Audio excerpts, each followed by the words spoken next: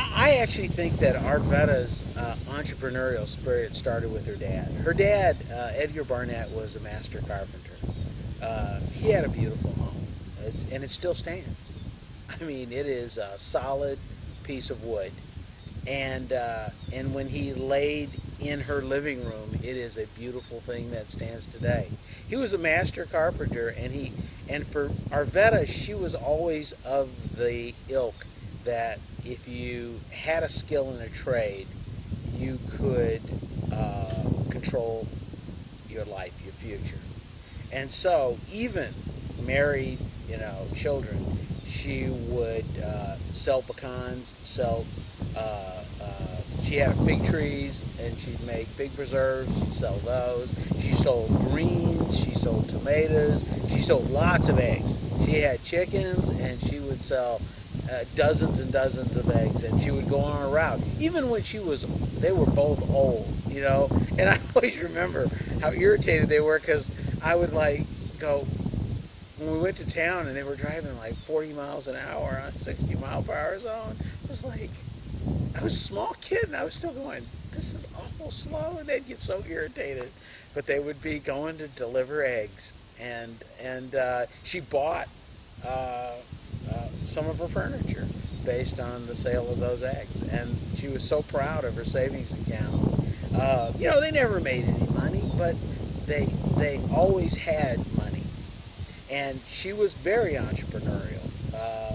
She realized that this land, the garden, it fed her family. This was her wealth.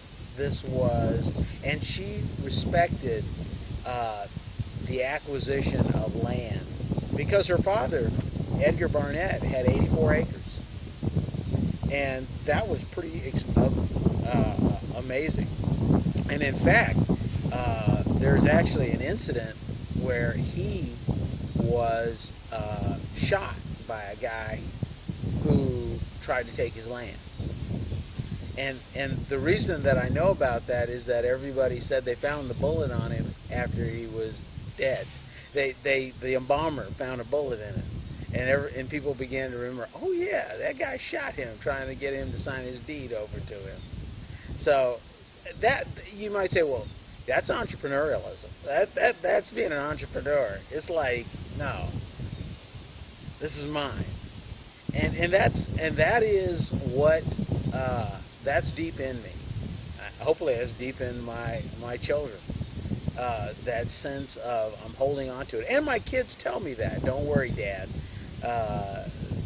This will never leave our arms. Tell me about this land right behind you, the top of this hill. Well, it's interesting. It's actually a fascinating story. When she planted these pecan trees that were standing under these shady, they didn't exist. They were just little sprigs in the ground.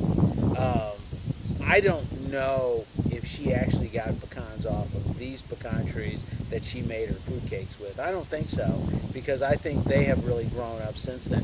This was her garden right behind the house.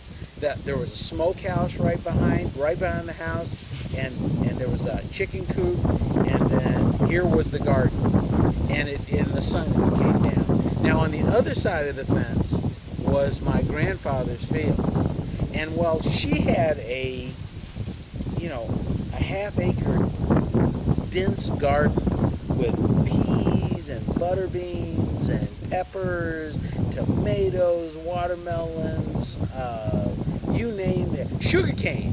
She grew sugar cane. We'd come and cut that cane, strip it, and just sit and suck on it on the porch and spit it out once we got all the sugar out of it. She had peanuts, everything. I mean, you name it, it was there in that garden. Now, my grandfather had that field, which is now my garden, and because it's sunny, and he grew cash crops like acres and acres of corn to be sold or whatever, or to feed the hogs, and so they always competed with each other. It was she always won. I mean, she always had. I mean, we'd look over his fields and we'd go, we're staying here in the garden, because she had pear trees and peach trees.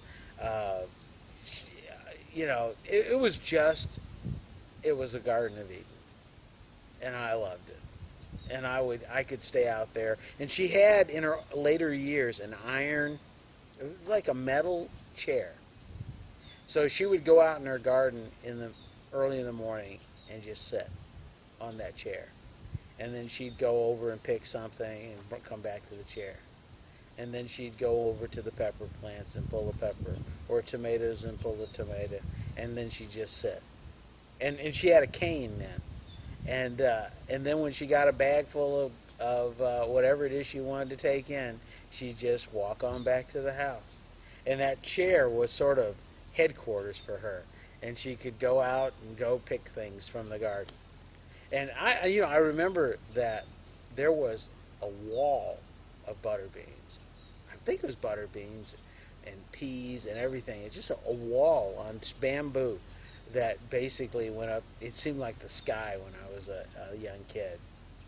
So yeah, I mean it was a magic place to be. I mean, when you're a kid and you can just go out and pull a watermelon and peaches right off and bring them and sit them